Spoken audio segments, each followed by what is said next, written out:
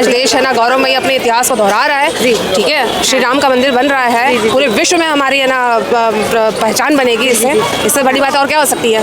सिर्फ राम मंदिर के नाम पे ही आप वोट देंगे मोदी जी को या और कोई? मोदी जी हैं जी, कोई दूसरा तोड़ ही नहीं है। कह रहे हैं कि जनता ने मिल के सभी ने सबकी भागीदारी है राम मंदिर को बनाने में, पर श्रेय मोदी जी को क्यों? श्रेय मोदी जी को इसलिए 75 साल लगे, ठीक है ना। निसंदेह लोगों ने बहुत मेहनत की है, लोगों ने संतों ने बहुत परिश्रम किया है, अपना खून पसीना बहाया है, लोगों ने अपना बलिदान भी दिया है, लेकिन जो कर्मठता मोदी जी ने दिखाई है वो कोई और नहीं दिखा सकता था। जो मंदिर वहीं बनाएंगे पर तारीख नहीं बताएंगे, तारीख भी बता दी, अब उद्घाटन भी हो रहा है। और जो शंकराचार्य हैं उन्होंने इसका विरोध क्यों किया कि आधे मंदिर का उद्घाटन ही क्यों? आधे मंदिर का उद्घाटन नहीं, मंदिर बन रहा है। हाँ, बन रहा है पर पूरी तरीके से बना तो नहीं। प्राण प्रतीक्षा अभी ही क्यों? चुनाव का एक एजेंडा है वोट पाने का। नहीं, जो काम जो होने चाहिए उस टाइम पे हो जाए तो बेहतर होता है ना। दिक्कत क्या है उसमें? मुझे लगता है कि सबको खुश होना चाहिए इस बात में, सबकी सर्वसम्मति है, ऐसी कोई बात नहीं है, कोई शंकराचार्य नाराज नहीं है, और बड़े हैं, नाराज हो जाते तो उनको मना लिया जाएगा। विपक्ष क्यों नहीं आ रहा है? उन्हें न्योता देने के बाद भी वो प्राण प्रतीक्षा में क्यों नहीं आ रहा? क्योंकि वो चाहते ही नहीं ना कि मंदिर बने। उन्हें तो अपनी राजनीति रोटियां सेकनी थी ना, सेक्युलरिज्म करना था उनको। आप 75 साल लगा दिए आपने, ठीक है। आज़ादी के बाद में बन नहीं सकता था। 80 करोड़ हिंदुओं की के जिस जगह पे 80 करोड़ हिंदू बात करते हैं उस जगह पे मंदिर नहीं बन रहा है। दुर्गति वाली बात है सर, सब सारे हिंदुओं के लिए शर्म वाली बात है ये बात। यार ताला तो कांग्रेस के ही राज में खुला था, कैसे कह सकते हैं कि बीजेपी ने ही बनवाया है? नहीं, ताला तो बनवा सकते थे, ताला तो खुला नहीं था, ताला बंद भी था। भगवान श्री राम की पूजा नहीं हो रही थी, आराधना नहीं हो रही थी, उनका वो ताले में बंद थे, ठीक है। हमारे आराध्य ताले में बंद थे, इससे ज्यादा शर्मनाक बात नहीं हो सकती है।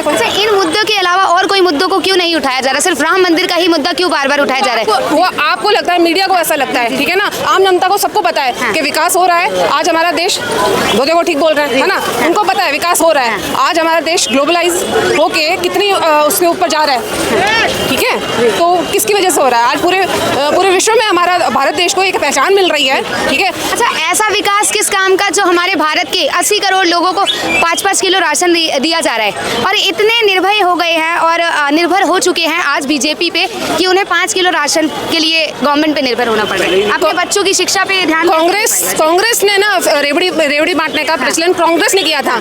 मोदी जी कोई फ्री में कुछ नहीं दे रहे। मोदी जी मेहनत कर भूख बोल रहे हैं, मेहनत करो सभी जगह पे, चाहे उत्तराखंड में है चाहे सभी जगह पे है, मेहनत करो और आपको जो मिल रहा है। तो वो राशन क्यों बांट रहे हैं? वो रेवड़ी नहीं बांट रहे। अगर विपक्ष बांटे तो रेवड़ी, अगर हाँ जी, वो जो भाई बीपीएल उसमें जो है उनको तो मिलेगा ही जी ना, सभी को मिल रहा है, बस सबको मिल रहा है, ऐसा कुछ नहीं है। आपको मिल रहा है 5 किलो राशन? नहीं, आपको मिल रहा है, किसी को मिल रहा है, नहीं मिल रहा है, उनको पता है वो कमा लेंगे अपना। जो नहीं कर पा रहे हैं उनके लिए है वो, उसमें क्या बुराई है? सर सहमत है इनकी बातों से? नहीं सहमत है? हाँ, तो नहीं क्यों कह रहे हैं? अच्छा, क्या किया है आम जनता के लिए? किया है क्या बीजेपी सरकार ने आम जनता के लिए? किया है, बताएंगे जरा क्या? तो बताएंगे आम जनता के लिए क्या किया है बीजेपी सरकार ने? कह रहे बार बार मुद्दा उठाया जा रहा है कि राम मंदिर बनवाया है बीजेपी ने। बीजेपी ने राम मंदिर बनाया, ये बहुत ही खुशी की बात है। बीजेपी ने मंदिर बनवाया तो बहुत ही खुशी की बात है।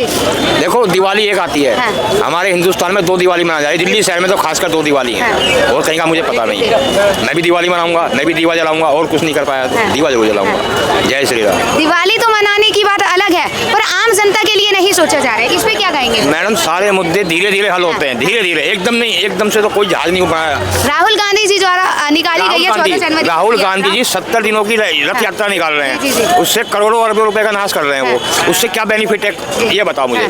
ये खाली वो छोटा बच्चा नहीं है, उसको झुंझुना दे दो या बाजा दे दो। राहुल गांधी जी वो हैं हमारे देश के, कोई ना कोई पीएम है, ना कोई सीएम बनने लायक भी नहीं है। इनके बस की कुछ नहीं है, ये खाली बयानबाजी करते हैं। और इनकी बहन जी हैं, वो अमेरिका में बैठी हुई हैं इस समय इंडिया में नहीं है, अमेरिका में गुल चर्चे उड़ा रही हैं, वहाँ पैसा खर्च कर रही हैं। अभी हिंदुस्तान में इतनी अच्छी अच्छी जगह है घूमने की फिरने की, आप ये पैसा विदेश में खर्च करें तो हिंदुस्तान में खर्च करने की क्या आपत्ति आ गई आप?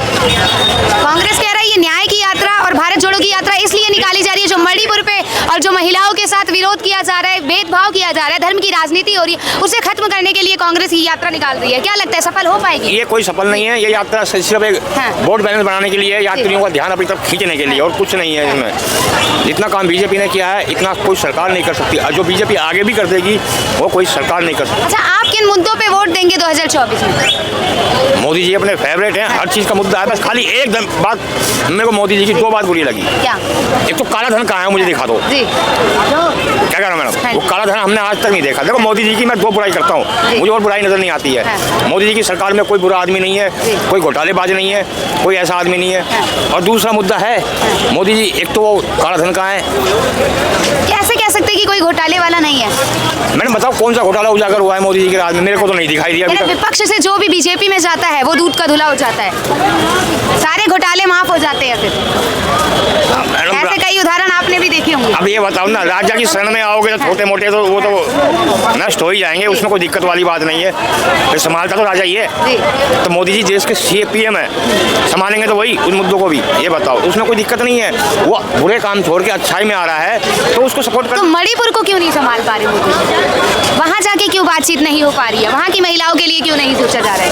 हर जगह के लिए महिलाओं के लिए सोचा जा रहा है। कल हरियाणा में गए थे, वहाँ आज भी कर्फ्यू लगा है, महिलाएं जूझ रही है उसी प्रॉब्लम से, एक्शन नहीं लिया गया। मणिपुर का एक अलग ही पंगा है, ये कई महीनों से चलता हुआ आ रहा है और ये धीरे धीरे ही सुलझेगा, एकदम नहीं सुलझेगा। भारत की एथलेटिक महिला के साथ भी तो हुआ था कई बार, विरोध करने के बावजूद भी मोदी सरकार ने कुछ नहीं किया। मैडम ये दाओ सरकार है, देश के PM है, एकदम तो कोई एक्शन लेंगे नहीं, धीरे ही लेंगे, बाद में ही लिया जाएगा, लेकिन लेंगे जरूर। मणिपुर का मुद्दा भी ज्यादा टाइम तक वो नहीं रहेगा, ये भी हल हो जाएगा। हाँ, ये तो काफी टाइम से चलता आ रहा है, इसको भी हल करने की ये कई महीनों चलता हुआ आ रहा है मणिपुर का मैडम। इन मुद्दों को क्यों नहीं उठाया जा रहा था बीजेपी सरकार में? अब ये कह लो कि मैडम अभी इसका टाइम नहीं आया इसलिए नहीं उठाया जा रहा, या ये कह लो कि अभी उनके पास कुछ करने को है नहीं, दो ही बात है। जब हालत बद से बदतर हो जाएगी तब उसके बाद इस पे सोचा जाएगा। हाँ जी मैडम, जब सोचा जाएगा, जो बात है। मणिपुर का मुद्दा ऐसा ये चलने दो इसको। अच्छा, तो आप 2024 में? हाँ जी बिल्कुल, मोदी जी है अपने, मोदी जी।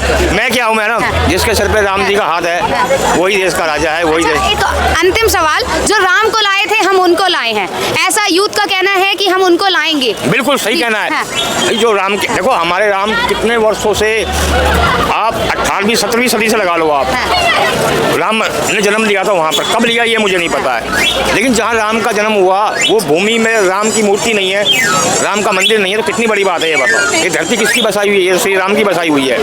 धरती पे मानव के लिए श्री राम ने क्या बलिदान नहीं किया ये बताओ। तो जो राम को लाए हैं हम उनको लाएंगे, बिल्कुल सही है। चलिए धन्यवाद।